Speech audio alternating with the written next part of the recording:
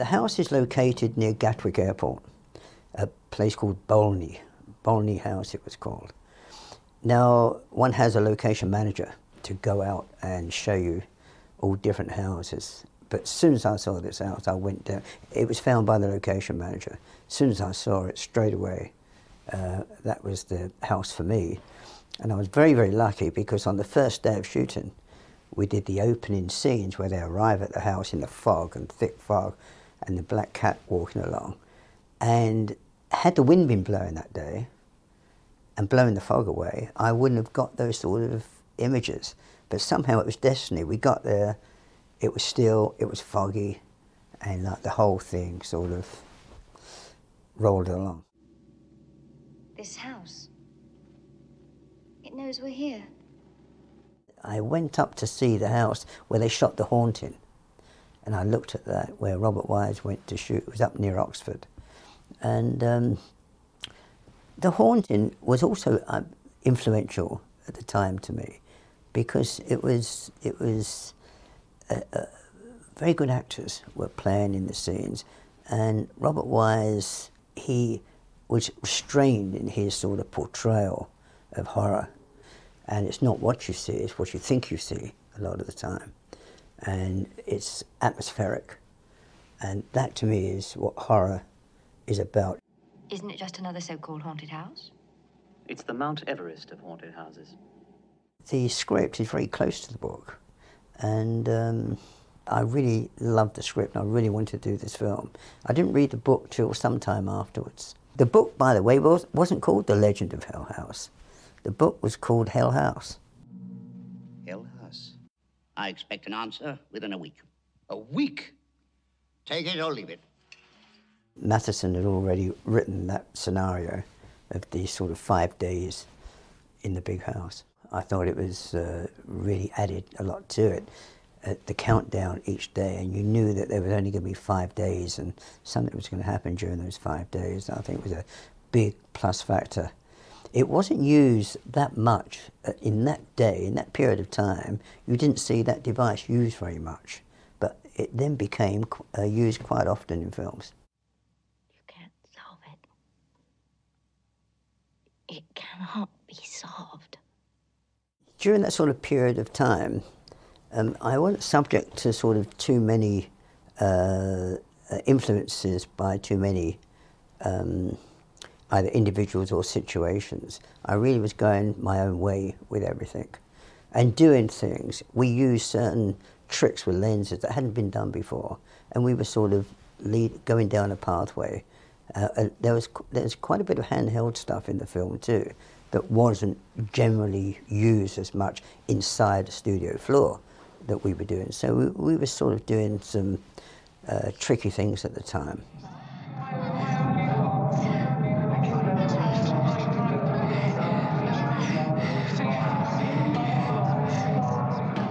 I'm a big fan of shooting in the studio, not on location, because of the camera movements you want to do and the extensive camera moves that I like to do.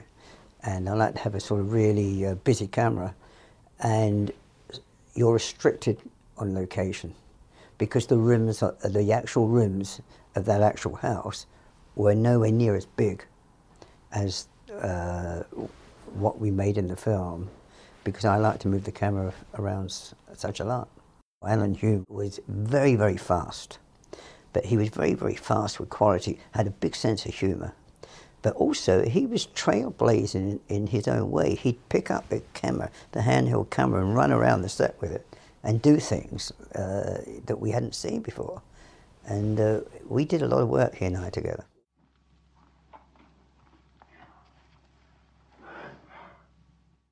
When I'm directing a film, I dream the scene the night before. I see it in colour, I see the movement of the camera, I see the image in my mind, and then I set out to recreate that the next day when I go on to the set. And how you do it, the speed of the track is, in its form, a way of acting, really. And when the artists are involved in a particular scene, the speed that you track in makes a statement of its own. And you can vary that and you can move the camera around, and that is a sort of instinct that you have, because you sort of can see how that scene fits in. So if someone's saying something very emotional and you track him very fast, you're going to ruin that emotion. So it's how slow do you go? And that's a sort of, that was just done through instinct. There are occasions where the camera's sort of tracking through the rooms of Hell House, and it can be the presence that's following them, and I left it sort of ambiguous on, you could think that, or you could just get wrapped up in the story that's sort of unfolding in front. But I did feel that that was indicative of a presence that was just observing everything all the time. That was deliberate, because that was what I was saying about creating the slow suspense and the build-up of tension. It's not what you see, it's what you don't see that is more scary. I never really interfered, because I didn't want to, with the look of the film in terms of colour. I always have believed that you let people create first, and then after, if you want to change it, you may change it, but you don't tell them how you want it in the first place, because you lose their creativity. So you ask them what their thoughts were, and they tell you, and then you can say no if you visualise it a different way. But often they come up with things that are way beyond what you thought yourself. What happens in this situation is the wardrobe designer has really the first say on what the artist is going to wear. And then you have a meeting with the artistic director or the set designer, and they can complement what the artist is going to wear, or they can go against it with their colour schemes. And in this case, in a lot of occasions, the colour schemes are the same. There's scenes where he's in a blue jumper and against a blue background, but it's a different kind of blue. But the way Alan Hume lit it was so sort of spectacular that there was no clash. So normally the wardrobe person would have the first say, the art director would have the second say, the cinematographer would have the third say, and I would have the fourth say. Same with actors. You know, and if I'm directing actors, I always let them, I never tell them how to play the scene straight away. I always wait to see what they have got in their own minds, and then I either add to it or whatever.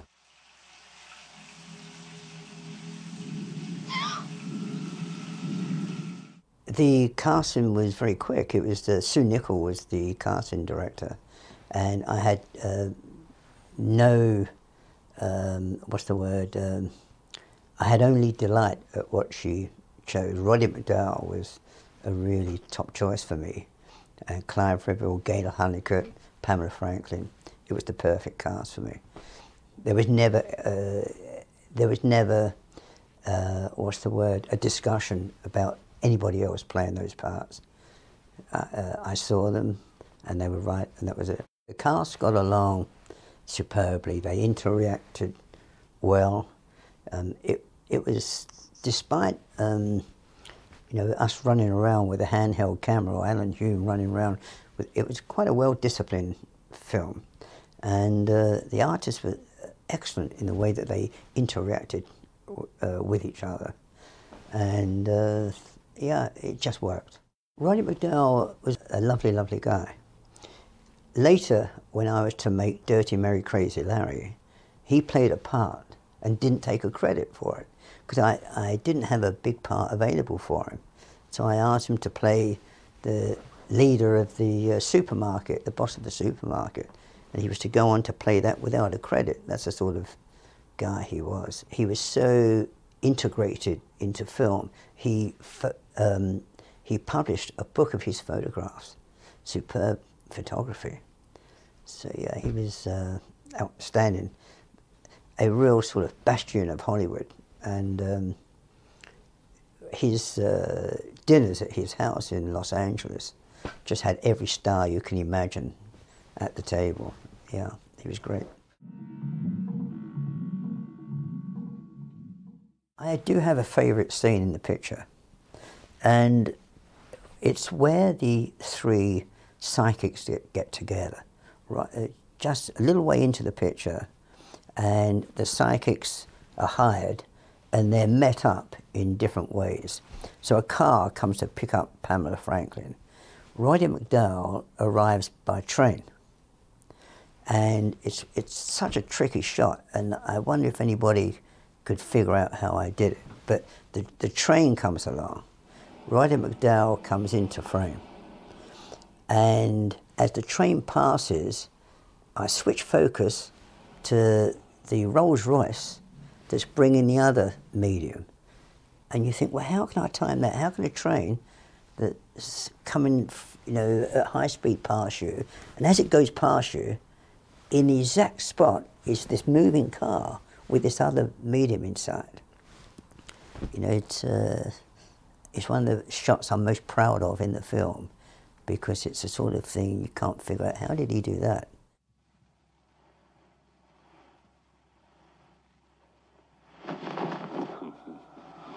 Very clever. The special effects was before the day of digital imagery, as it were. So everything had to be done without any aid or any sort of trickery with the computer. So it's all natural. And there's a scene where Pamela Franklin comes into her bedroom, and she sees that someone's lying in her bed, and there's the moving shape of the figure. But all in one shot, there's no cuts at all. And in the same shot, she goes over to the bedclothes as the body's moving. She goes back like that, and there's no body there. And you think, well, how was that done? Like, there's somebody under that cushion for sure, there's somebody under the sheet, but when she went like that, all in the same shot, no trick cut, no nothing. How was that done? And I'm really proud of that, because the body's disappeared, but you've never seen it disappear. I'm not revealing our secrets, but all the trick stuff in the film, or all the sort of, it was all done with thought applied to it. Like, we had no computer aid of any kind within the film. And I'm proud of that too. Like, we sort of invented different ways to do all the special effects.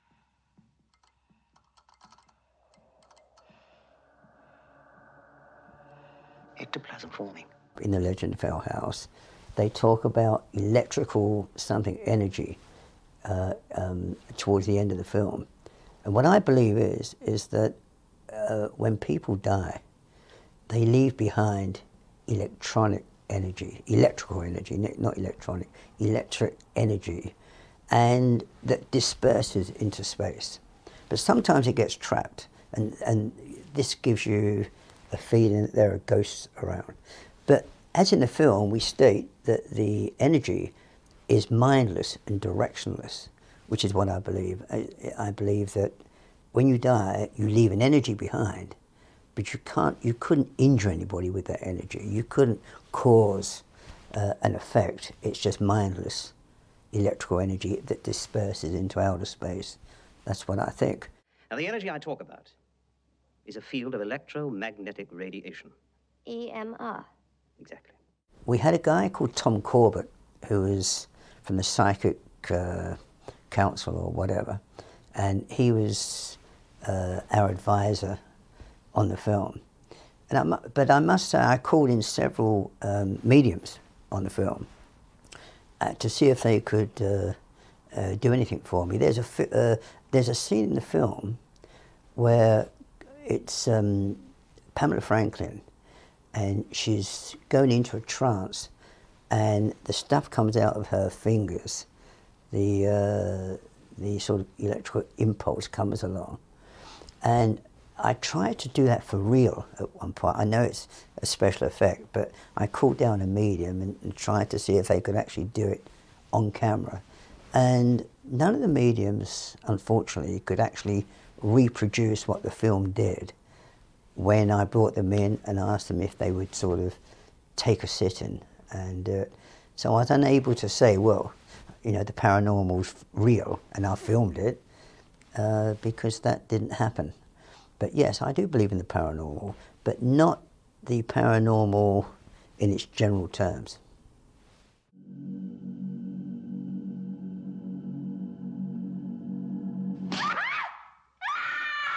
I looked back on the film, and I'm just really pleased with what we achieved at that particular time.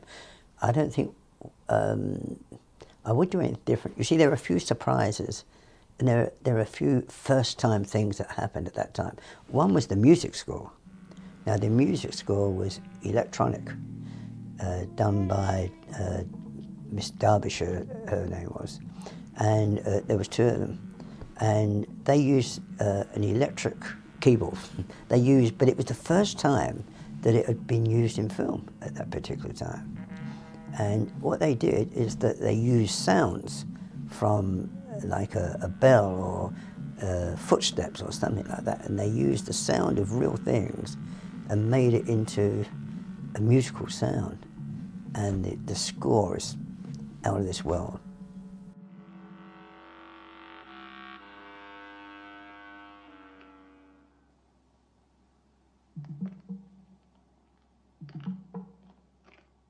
The film wasn't talked about much at the time, and it was only later that people gave it its sort of kudos. I understand that it's got into the top 10 of all horror films of all time from the British Film Institute, and but that's now, you know. But when I made it, and it was distributed by 20th Century Fox, there was no magic. The reviews were good, but they weren't. They became outstanding later on. I went off to Hollywood when it came out, and so I was over there preparing other films, and so I wasn't really part of the release in England. At this particular period in time, I was doing a lot of filming, and when you're doing a lot of film, you can't pay attention to what's going on to a previous film you've made. And I was going through this period where I was making a lot of films out in Hollywood, and you get so busy, you're trying to sort of catch up with what's happened when your film's released. But I really wasn't able to track it down and find out what was happening. But I just remember the reviews at the beginning being okay, but not sort of outstanding. It was only later. I needed it when I made it. That's when I wanted it to sort of get the sort of reviews that it's getting now. I could have done with that at the time. But quite a few films that I've made have been reassessed and reviewed a lot more friendly than they were at the time, or a lot more impressive than they were at the time. And Legend of House was one of these.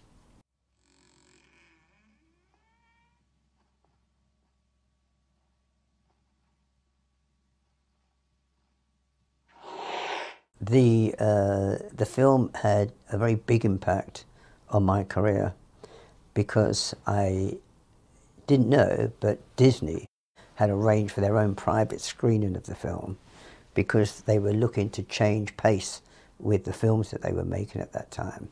And I got a call from the president of Disney, and he said that I've just seen The Legend of House, and I want you to come out and do the Escape to Witch Mountain for us.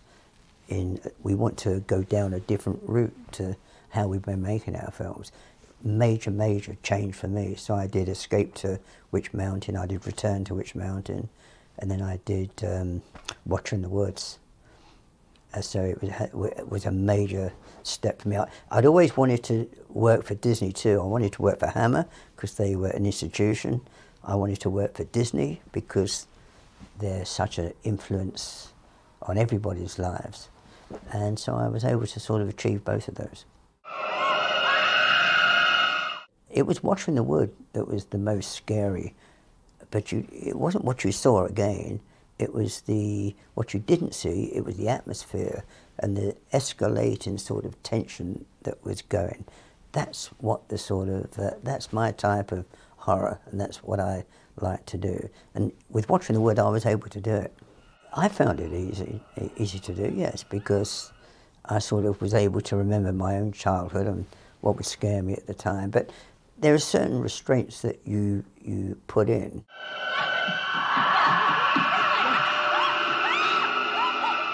The Incubus I did because I was such a fan of John Cassavetes, and I did Brass Target with John Cassavetes as well. And so when I knew that he'd signed up to do Incubus, I then wanted to do it because he was the only star performer in the Incubus. Most of the young people in it were trying to sort of make their name. But working with John Cassavetes is very special. And he's a very intelligent actor and a very intelligent director himself. And it's very interesting to work with a lot of artists that are also directors. I've worked with a lot of mainline artists that were directors, like Orson Welles and people like that. And John Cassavetes, I always wanted to know how did he direct? What was his sort of plan and his method of working? So I was really happy to go and do that film. Howling 4 was, I'd seen Howling 1, or The Howling, I think the first one was called. And it was werewolves and stuff. And yeah, I wanted to sort of get involved in that. But of course it didn't work out the way I'd wanted it to work out. And scenes were inserted into the film that I didn't want inserted into the film. So I don't look on to Howling 4 as being representative of what I can do. Oh, that's it. My 3 favourite films of what I've made, Legend of Hell is the number 1. It's my favourite film of my own work. The second one is Dirty Mary, Crazy Larry, and I really enjoyed making that film. They were both very successful. And then Escape to Witch Mountain was, so that's my 1, 2, 3 out of all the films that I've made. I'm here! Kill me!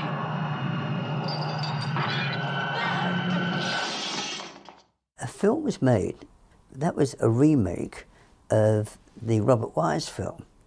Not my film, but it's sort of the interiors of that film were exactly the same interiors in my film, which were very special. There were some very special wooden designs of in Legend of Hell House, and they were put in this other film. But they have actually remade Legend of Hell House. I'd like to do Hell House 2. Why not make a sequel? With not this, well, the only survivor was Roddy McDowall and Gail Honeycutt. They're the only 2 that walked out at the end. And then you have the shot of the cat at the end that leads you to believe they haven't got rid of the ghost, as it were, anyway. I've been thinking about it for a long time. I have an idea circulating in my mind, and when I do it, I want to do something that nobody's ever done before. I'm trying to think of what haven't we seen, what sort of, if I was to do the, not a remake of Legend of Hell House, but if I was to do another film, I'd want the ghost or the image or whatever the ending is to be something that we've never seen before. And I've been struggling with this over a few years, and I think I'm sort of slowly getting the idea of what to do.